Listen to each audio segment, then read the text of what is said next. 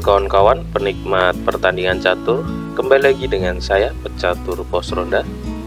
Oke, kali ini kita akan menyaksikan pada kompetisi Piala Dunia Catur Bad World Cup 2023 yang akan mempertemukan antara juara dunia catur ya, Magnus Carlsen yang akan melawan Vincent Keymer.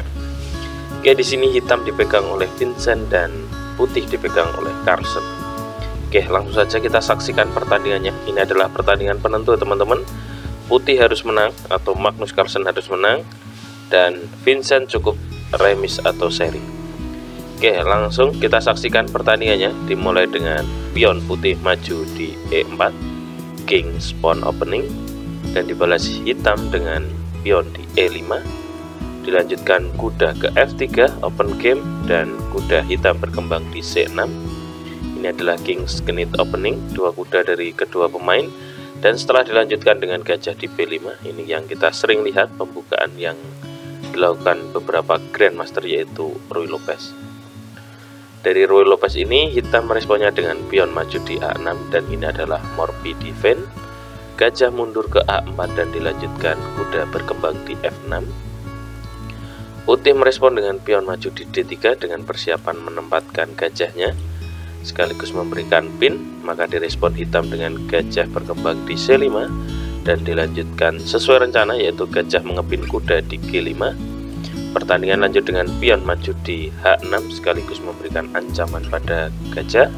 Gajah mundur ke H4 dan dilanjutkan hitam dengan pion maju di D6 sekaligus persiapan membuka gajah atau akses gajah dan sekaligus memperkuat pion pusat. Putih merespon dengan pion maju di D4 mengajak pertukaran. Ini gaya Magnus Carlsen ya, untuk cepat membuka kemenangan. Selanjutnya pion makan pion di D4 dan dilanjutkan kuda makan pion di D4. Pertandingan lanjut dengan gajah berkembang ke D7 dan dilanjutkan gajah makan kuda di C6. Di sini direspon dengan pion makan gajah, maka dari itu putih meresponnya dengan kuda berkembang di C3 dan dilanjutkan raja melakukan rokade pendek. Menteri berkembang ke D3 sekaligus mempertahankan pion ke depannya. Maka dari itu, dan ini juga sekaligus persiapan rokade sayap menteri ya, atau rokade panjang. Maka dari itu, setelah gajah berkembang ke B4 memberikan ancaman pada kuda, direspon Carlsen dengan kuda ke E2. Dan ini saling solid antara kedua kuda teman-teman. Maka dari itu, menteri maju ke E7 sekaligus memberikan ancaman pada pion. Maka rokade yang dilakukan oleh Magnus di langkah ke-14, yaitu sesuai rencana, rokade berbalik dengan hitam sekaligus tandanya siap untuk menyerang. Pertandingan lanjut dengan benteng ke E8, menumpuk ya teman-teman. Maka dari itu dilanjutkan pion maju di F3, mempersolid posisi pion. Dijawab hitam dengan menteri berkembang di E5, dilanjutkan pion maju di A3 mengancam gajah.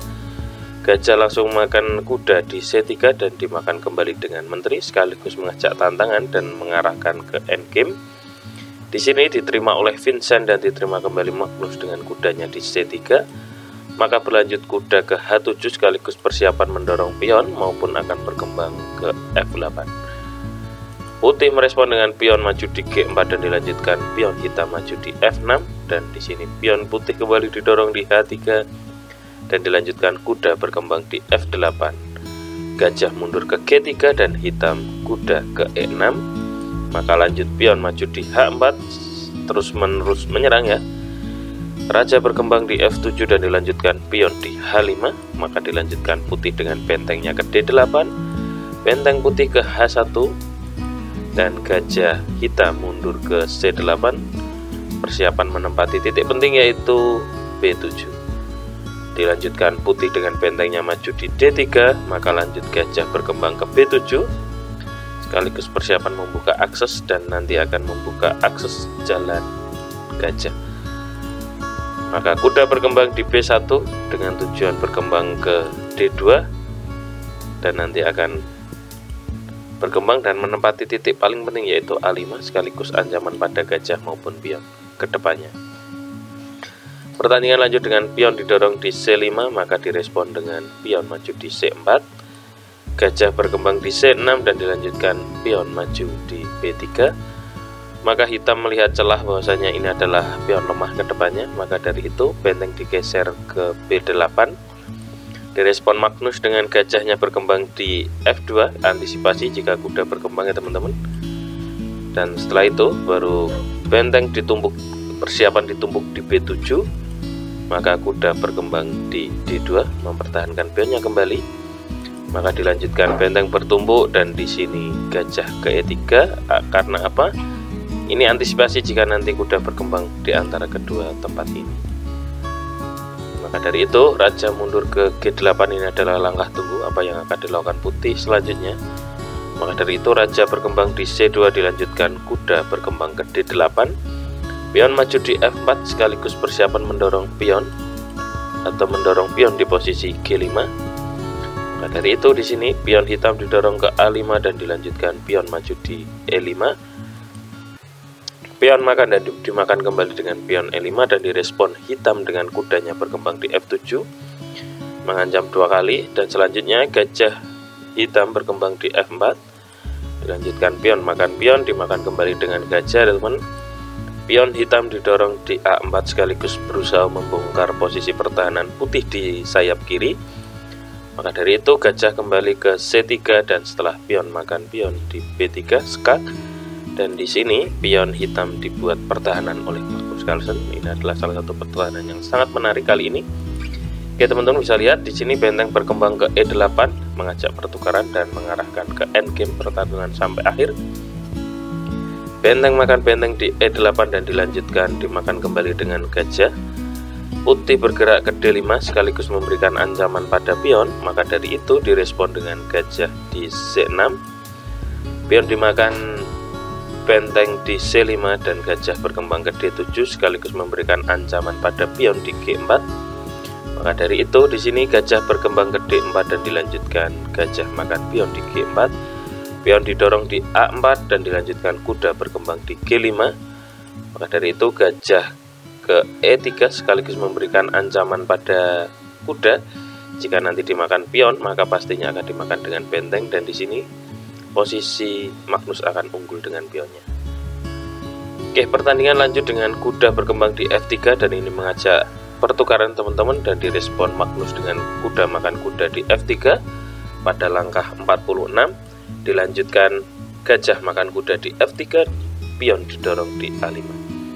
Oke, pada langkah ke-47 ini bisa kita lihat di papan bahwasanya putih memiliki 3 pion dan hitam memiliki 4 pion dengan sama-sama memiliki 2 perwira.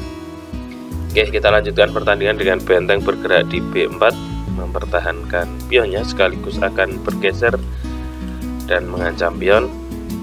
Maka dilanjutkan gajah bergerak ke D2 mengancam benteng, benteng bergerak ke A4 dan langsung saja raja makan pion dan terjadi ancaman pada benteng. Gajah bergerak ke D1 dan ini adalah skak sekaligus mempertahankan bentengnya. Raja bergerak ke C3, dilanjutkan pion di C6. Jika di sini benteng makan pion, maka pion bebas putih A5 akan dimakan dengan benteng hitam. Magnus meresponnya dengan raja bergerak ke D4, dipertahankan kembali ya dengan gajahnya pion. Maka dari itu hitam juga bergerak dengan gajahnya ke F3 mempertahankan pion. Oke, kita lanjutkan dengan gajah berkembang ke C3, dijawab hitam dengan gajah mundur ke G2. Dalam analisis catur ini adalah langkah blunder atau langkah kesalahan. Oke, setelah benteng bergerak di F5 ya, memberikan atau mematikan akses gajah hitam. Maka dari itu direspon dengan gajah bergerak ke H3, benteng mundur saja ke F4, dilanjutkan gajah berkembang ke E6, raja bergerak ke C5 dan benteng mundur di A3 mengancam gajah. Raja mendekat untuk mempertahankan dan benteng turun ke A2, dilanjutkan raja mendekat dan di sini benteng harus menghindar atau pergi dari peta A teman-teman. Oke, setelah benteng bergerak ke peta E2 maka pion didorong kembali ke A6 sekali. Oke, pion didorong untuk menjadi perwira ya teman-teman. Oke, selanjutnya pertandingan lanjut dengan gajah berkembang ke H3, persiapan menempati titik G2 untuk menutup akses perwira pion. Maka dari itu pion kembali didorong di A7 dan satu langkah lagi menjadi perwira, dijawab dengan benteng ke E8, dan di sini benteng putih posisi dikorbankan seakan-akan teman-teman. Tapi jika hitam langsung memakan benteng, maka bisa dipastikan pion akan jadi perwira. Maka dari itu di sini direspon dengan benteng turun ke A8 dan dilanjutkan Carlsen dengan bentengnya ke E7. Dijawab pion maju di C5 dengan tujuan mendorong gajahnya untuk memberikan ancaman. Maka dari itu direspon Carlsen dengan B7, dan ini adalah kalah langkah ya bahasanya. Karena kalah langkah bisa membuat permainan dimenangkan oleh Grandmaster satunya. Oke, di sini coba masih dilanjutkan pertandingan dengan menurunkan gajahnya ke G2 dan ancaman pada benteng. Maka dari itu dilanjutkan oleh Carlsen dengan benteng makan pion di G7, dan tepat pada langkah kali ini kita menyerah. Karena apa? Misal kita paksa dilanjutkan setelah raja bergerak ya, karena nggak mungkin bergerak ke sini. Maka dilanjutkan benteng makan gajah, dan bisa dilanjutkan dengan setelah benteng makan pion yang akan jadi perwira, kita geser saja benteng ke G6.